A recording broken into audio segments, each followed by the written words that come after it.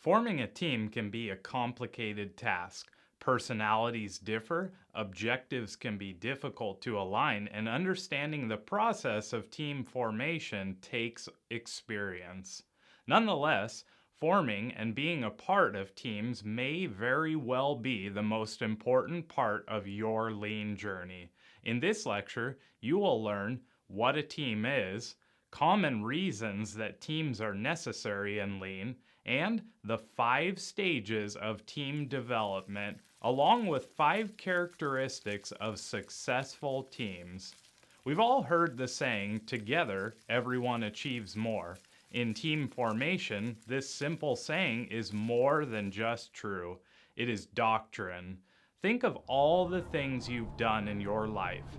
At some point, we all require help. So what is a team? Well, there are many different definitions. Here is one. A group of individuals who come together for a common purpose to reach a specific objective. This definition is very clear in that all teams need to have a specific objective.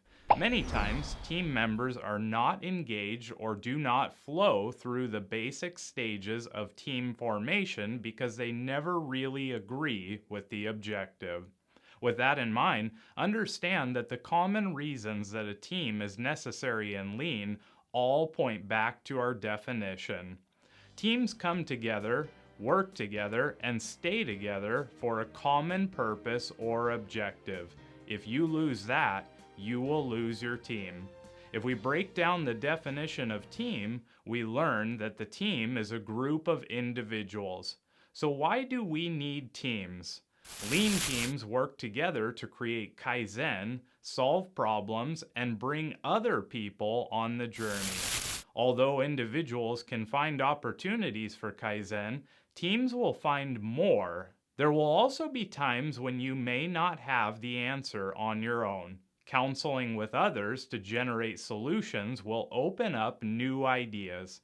At the heart of team development is the need to create a cross-functional culture that works together and teaches one another.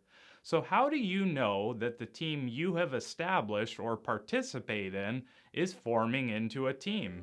In 1965, Bruce Tuckman wrote an article entitled Developmental Sequence in Small Groups.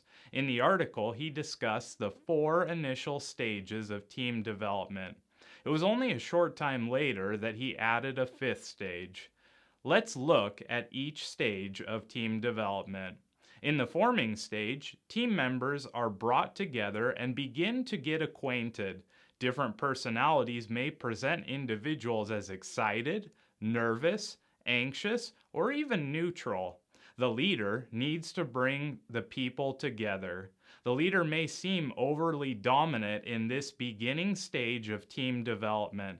This is not necessarily because the leader is power hungry. Rather, it is because clear roles and responsibilities within the team have not yet been established. Though there is not a set amount of time in each stage, forming may take some time as individuals get to know each other.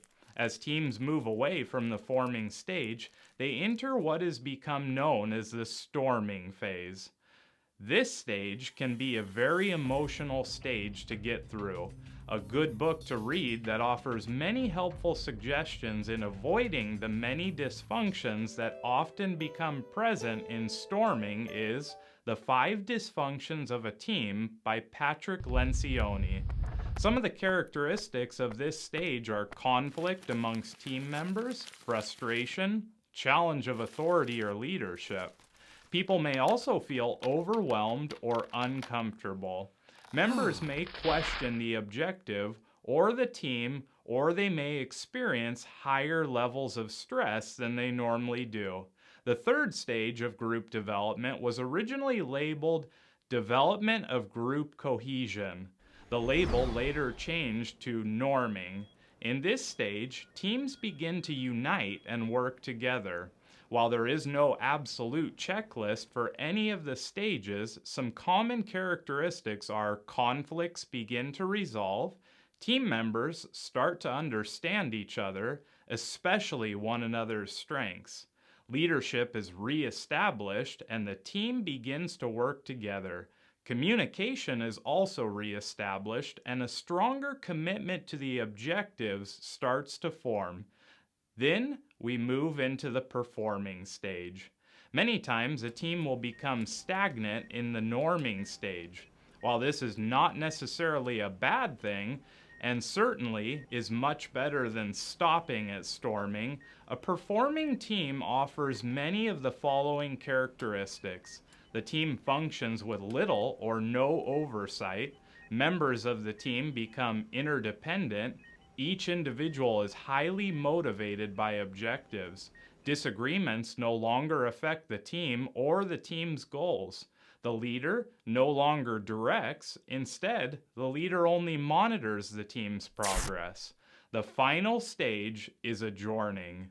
The word adjourning means to suspend indefinitely or until a later stated time.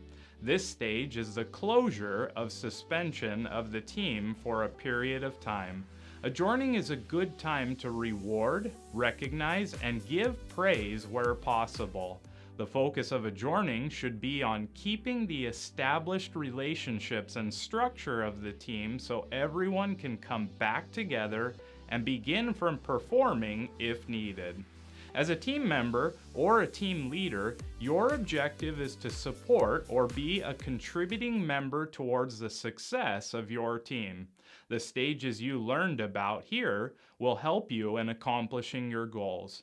You can use the characteristics listed in this lecture when you are assessing where your team is.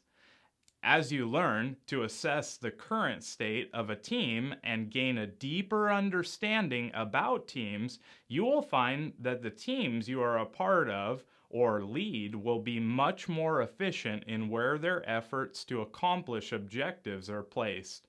Well, you've had a great start and a solid foundation formed in team development. We'll keep moving forward, so until next time, my friends, keep on improving, and we will keep on giving you solutions that ignite your power.